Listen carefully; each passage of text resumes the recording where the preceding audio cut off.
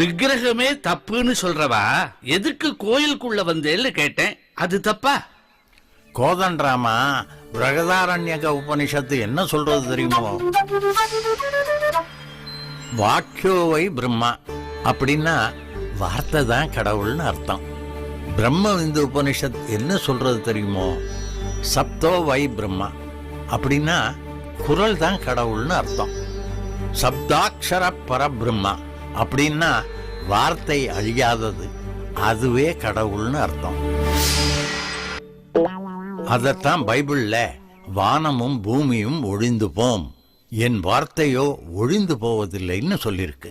யோவான் 1:1 ஆதியிலே வார்த்தை இருந்தது, அந்த வார்த்தை தேவனிடத்தில் இருந்தது, அந்த வார்த்தை தேவனாய் இருந்தது.